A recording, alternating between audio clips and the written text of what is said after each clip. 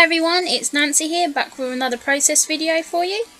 So here I am just sorting through my stash. I did pull out a few of scraps and this piece of paper which I pulled out for another layout that are already in my sort of box. I decide that I'm going to back that arrow paper on here, and I kind of make the mistake of cutting out a way too thinner border. So I do have some problems then trying to stick this arrow piece of paper on top. But I did want to use the background, the bit that I'm cutting out there for backing my photos on. But I was a little bit too stingy, so I do have a few problems trying to stick this on. And as you can see, it's quite flexible. I'm then also going to place my glue in the wrong place as well. So problems trying to get my glue out anyway. So I'm going to a crop at the weekend, so one of the things I'm going to do is buy some more glue. So yeah, trying to lay this on is a nightmare because the glue is basically all showing at the bottom and at the top, and it's really not that sturdy. So I grabbed some of this thick washi tape that came in Studio Calico kit, which I really don't like, but it just adds a little bit more stability to that paper. So here's the bit that I gutted out, which I'm going to lay my photos on. I had real big problems with these photos because there was 2 portrait and 1 landscape, but they were all of the same view looking over a loch in Scotland, and I really didn't want to split them up. And I didn't really want to make 2 layouts, but I wanted to include them all because they all had kind of different views on it. So I decide that I'm just going to layer them up in this fashion. So the 2 portrait at the top and then the landscape one at the bottom. So I've just used that piece that I gutted out, and I do just leave quite a thin border around as well. And again, it just picks up the colour, and it picks up the blue from the arrow paper as well. So with that as my design, I pull out my Project Life cards. This is the Polka Dot Party Dear Lizzie, but these are all white based cards, and as the background paper is cream based, it doesn't really work. So I then pull the Maggie Holmes one that I got, and again just go through these trying to find a card that I can get to work in that. Again, these are white based mainly, but I'm just trying to find one that can work, and I pick this pattern card, and it's the one that's got kind of distressing with the bit of like tape effect on. So I use that to cluster over there, and that overlaps a little bit over the edge. I take another one of these transparencies, that's really good. I think I have 1 left now of those transparencies. I know that I have some transparencies in, or some vellum pieces in a Scraptastic kit that I haven't opened. Well, I've opened it, but I haven't used any of it yet, so I'm glad I'm kind of getting those out of the way.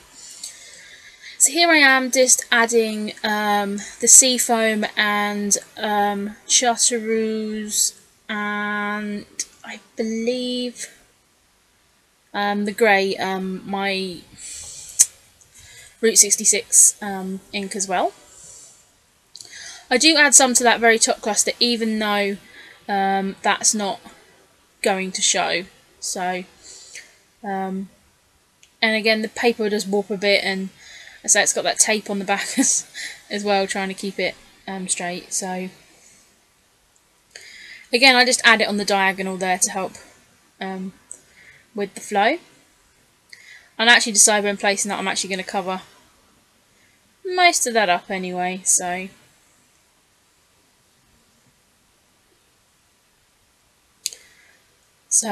here I am just adding that transparency over. And again, that works because it's kind of like a creamy colour. It's not like all clear with the turquoise. So here I am just going through my die cuts box. I'm just trying to work out what I can possibly layer up here. Again, a lot of the things that I'm pulling out are white based, so that's a bit of a problem. Again, I'm just pulling out some of these, and these are all kind of ones I cut apart from different papers. I think there's some of the cut and paste by My Mind's Eye, which is the green ones. Then there's the Alison Krefft, which is the polka dot ones. I also have that small tab cut from the Alison Krefft, so I'm going to bring that tag down to the bottom as well, just to, to bring that colour across. Again, that's white base, so that's not working, and that's a background of the cut and paste chevron, sort of faded ombre chevron, and again one of those has been run through my Big Shot in an embossing folder, so that adds a little bit of texture. So I'm just sticking that tab together, and I'm just pulling out one of my phrase stamps, and I've just stamped that up there, and I'm just going to stick that down.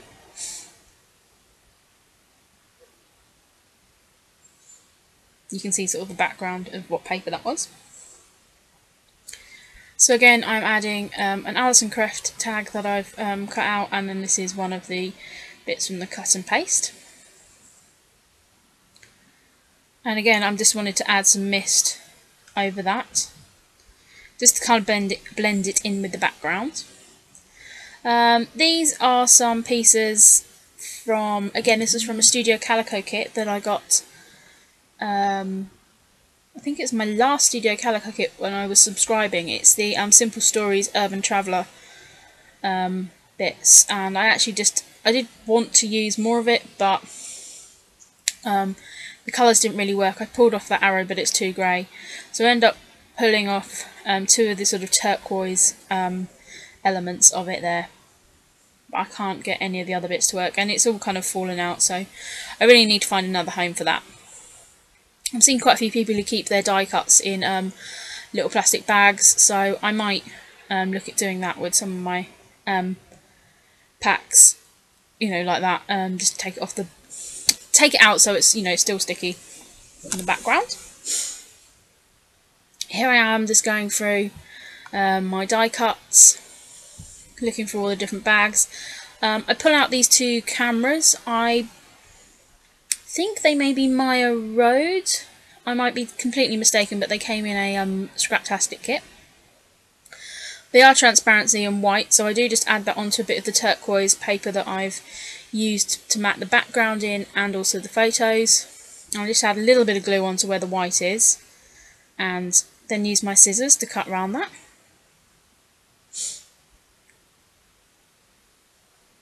And now that will just add into that cluster. And actually looking at this layout now, it doesn't actually look too bad with the that grey on, but I decided not to include that. So these are, as I said, these are free photos that look over one of the lochs in Scotland.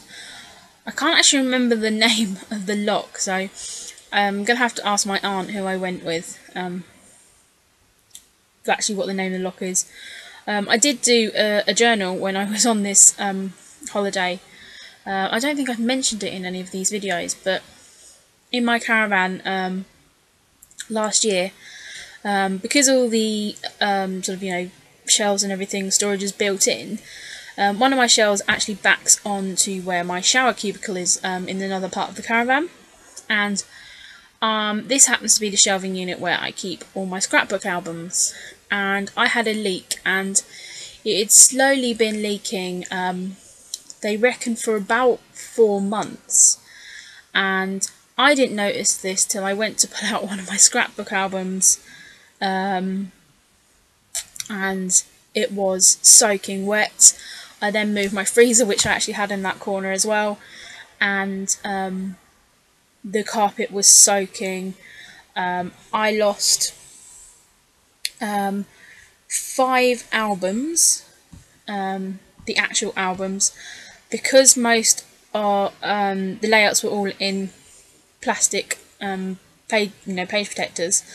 They were all fine because the way they've been stored, the water had kind of just sort of sat on the shelf, and the American craft albums, you know, they're cardboard and fabric, so that actually sucked up a lot of the water, but because the page protectors, you know, were plastic, it didn't, and so there was a few layouts that were a little bit buckled, and some of the writing had ran a little bit, but I managed to salvage all of my layouts. I only lost the albums, but that was, of course, albums are not cheap, so that was over £100 worth of albums that I lost. But bringing it back to this, it was also the fact that I had a couple of mini albums. I used the Amy Tangerine Daybooks, and they were just sat on the shelf, and of course they weren't in any plastic protection, so just soaked up all the water.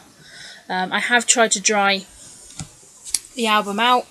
I've managed to salvage the Instax photos that I took, but all my writing, because I used pen, which was a water-based pen, has ran. I can't read any of my journaling, so I try not to think about it because it actually really upset me. But yeah, so I'm kind of ultra aware of now where I keep my albums. I'm paranoid about leaks and water and stuff, so yeah, that's why I'm not 100% sure where this actual location is. So anyway, that's kind of by the by, but yeah, it really made me think about where I was storing my albums, and you know, actually how precious they are, and yeah, so anyway, I don't want to talk about, keep talking about it because it's just quite depresses me really. But anyway, moving back to this layout, as I've been talking, I've added some flair and one of those chipboard buttons from Alison Kreft. I've also added some turquoise transparency stars, which again were in a kit. I think it was a Studio Calico kit that I got those in, one of the grab bags. So I've just added one of those to cluster, and I've also added a Jilly Bean soup label as well. So I'm just adding my title, which is Sit and Stare, because of course it's a bench overlooking the lock. And again, I'm using that glittery thickers that I used on the Vegas layout, which again I thought were more turquoisey when I used them, but actually I used them on this layout because they are more green. So I'm really happy with how that looks. I do just take one of the asterisks from each of those and add to the 3 clusters. So there you go, that was quite a quick layout. It took me about 40 minutes.